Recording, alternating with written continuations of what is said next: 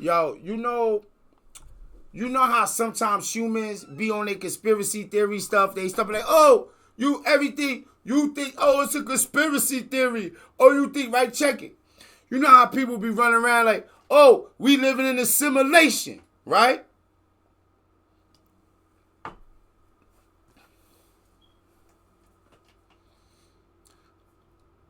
Some of the stuff that got to get reported on the real news today, some of the things that people were saying in real life, in the courtrooms, in the most civilized country on the planet,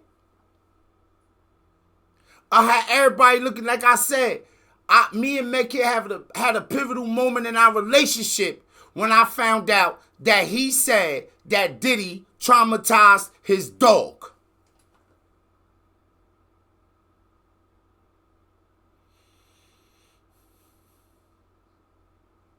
First of all, from the real story, man.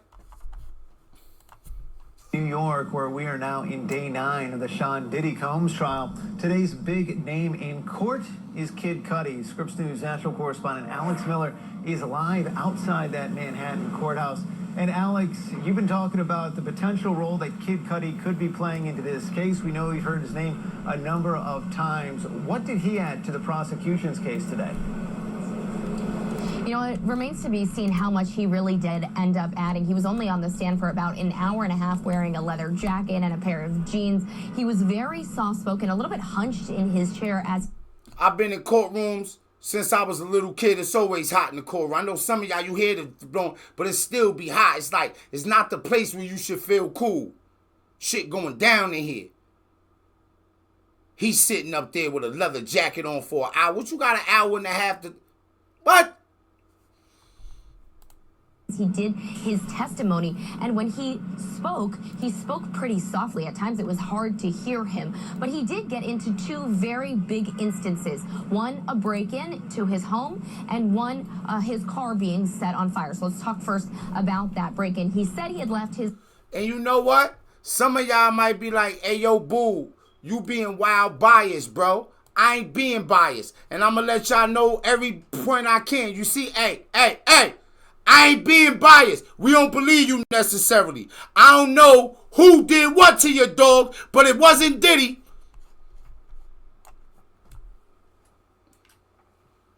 In case anybody got an issue, I'll bring shit over.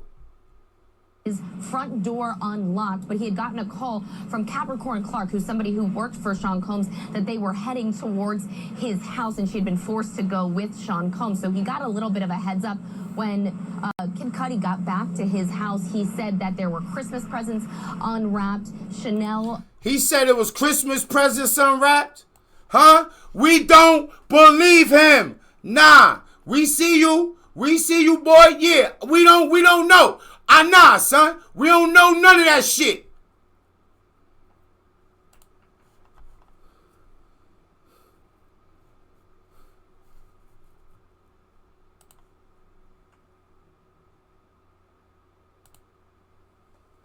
Gifts being taken out of the gifts, and his dog was found locked in his bathroom. But other than that, everything was pretty much left the same. He tried to talk to Sean Combs about this, obviously something that Sean Combs pretty much denied. And then when you look at this car being set on fire, which was after the new year, this first incident took place in December 2011. Then Kid Cudi went away with Cassie Ventura back home to Connecticut with her family for Christmas.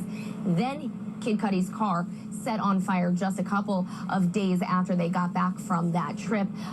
He got a call from his dog's babysitter that his car was on fire. When he got home to see this car, it was completely charred. We were able to see photos of that. They had essentially cut a hole in the top of his Porsche and thrown a Molotov cocktail in there. So you could see the top being completely burned and cut. You could see the driver's side door turned completely black, and the driver's side seat also completely charred. That part of this entire exhibit, again, not able to completely connect Sean Combs to this, but essentially Kid Cudi drawing the line there for the prosecution. Now, the defense kind of went through and said there's no evidence, there's no security cameras, no way to actually connect him except for the fact that Capricorn Clark, one of Sean Combs' employees, had given him a bit of a heads up on that break-in. Now, we did get a little bit into this conversation that we heard Cassie talk about at this place called Soho House, where they talked to Sean Combs,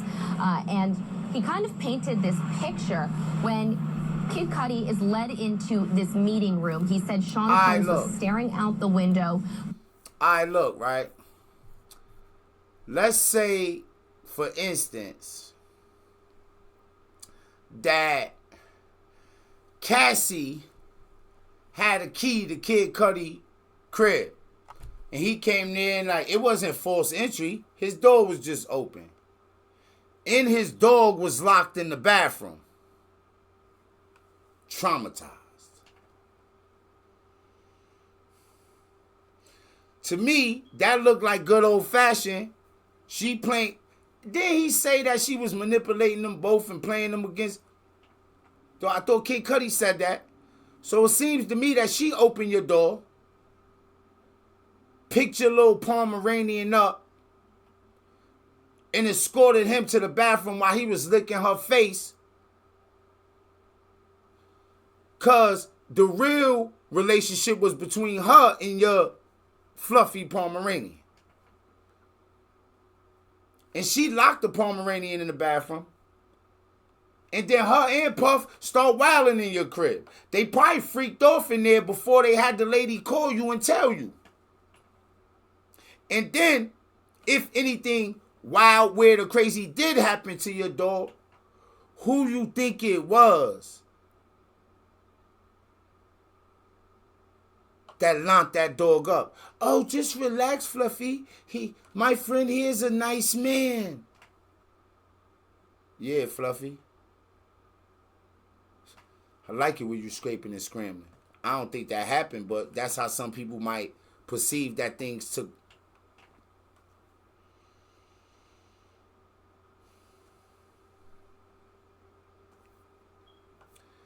I don't really know much about Kid Cudi. I know that he be getting a little frisky. Like, I'm feeling like, you know how like, hey, maybe Cassie do got a type, right? Cause would he gonna say that? I mean, if y'all believe, if we believe everything everybody's saying, they saying that Puff was rubbing the stuff on the stuff, right? Cool.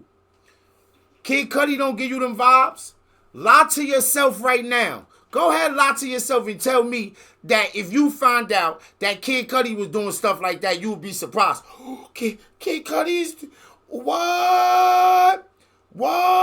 Kid Cudi had bought mad at those lower bottom area plugs and stuff. Like, he went there and spent $18,000 on the lower body area pluggeronis. He would never. Oh, I'm traumatized. This was worse than when we found out about Will and Jada.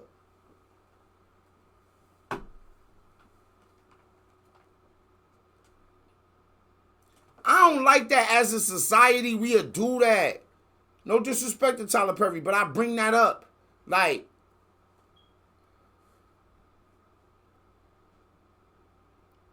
and sometimes we need to get out these people's way. These people that's important, giving people jobs. Care what Russell Simmons was doing in Cambodia? Built Def Jam. Fuck is y'all niggas is crazy out here, B. What's wrong with you? What's wrong with you? Everybody left wing till they eating on your left wing. Yeah. Yo, I swear to God, I ain't myself when I got any kind of, and I like wine. And I'll be like, cause I had a whole wine down with boy, and I said to myself, I like the way wine fit in my stomach, and I feel like I'm more reserved. Like when I drink wine, I want to cross my legs. You know, I want to cross my legs, and I want to look people deep in the eyes and ask them like real serious, like heart-wrenching questions. I want to bring the sunshine into darkness.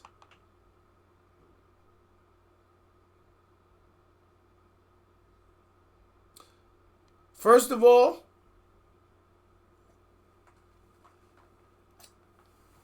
and ain't nobody better not say I be trying to jump back and forth. You know, like, oh, as if I'm like, oh, I'm a Laker fan, and the Lakers out, and then if say, I'm like, oh, I like the Indy to be winning and stuff now, I'm an Indian. No, that's not the case. I would never do so. Some of y'all be like, oh, then you get kicked out the black community, or either you vanquish yourself out the black community, you shadow realmed yourself, your shirt do say, never trust ninjas. But that don't got nothing to do with nothing. This a call to the black community. Yo, is Kid Cudi still in here? Yo, that's why I gotta be mad. Bro, because nobody else is gonna try to put a petition out there to get Kid Cudi. No, he got to go. First of all, black people don't even notice they kids. Don't pay attention to our kids like that. Fuck, you gonna know the emotions of your dog? He definitely ain't black. If I'm lying, I'm dying. Tell me, peanut butter jelly. Right now, you black. Peanut butter jelly. There she go, the lady of my dreams. Ask yourself, do black people recognize emotions? Do they normally just have empathy and stuff? Do they get like, you okay, man? Did that bad man hurt you? That's not even a sentence in the black community. So how Kid Cudi? Now remember, do I gotta pull up the outfits again? Would you trust Kid Cudi with your dog right now? After hearing all this, maybe previous, but now, bro, how you just, bro, now what, man, oh, conspiracy, boo, no, nigga, let me tell y'all some shit. You know how sometimes a motherfucker try to lay the groundwork for some shit that they did, that they might get in trouble for, that they trying to get away with and throw on somebody else? The old banana in the tailpipe. If you know what banana in the tailpipe. Tell me, good. Peanut butter jelly. Good. Peanut butter jelly. There she go, the lady of my dreams. Imagine if somebody else closer to that dog, somebody else who lived with that dog, claimed to love that dog, had that dog everywhere with them, putting on this facade as if there was peace and harmony. Does this sound familiar?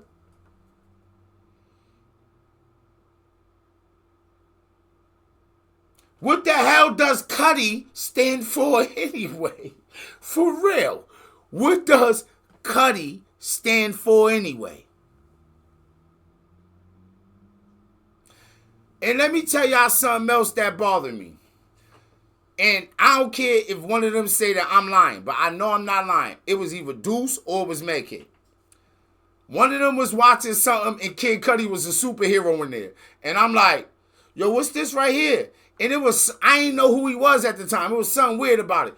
He had like some tight stuff where he was doing like fake karate kicks, like who? I'm like, yo, who is this? It's like, oh, that's Kid Cudi. I'm like, the rapper dude or whatever that be dressed. I'm like, that's, and let me tell y'all something.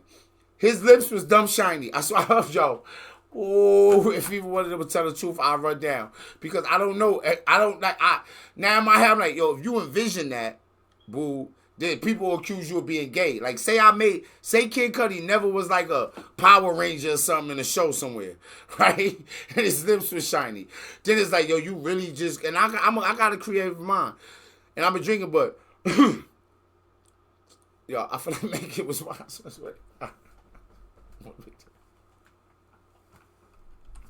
Tell me, good. Yo, the bottom line is, yo, look, there she go, the lady of my dreams. Like, if I seen Kid Cudi and Terry Crews out to lunch together,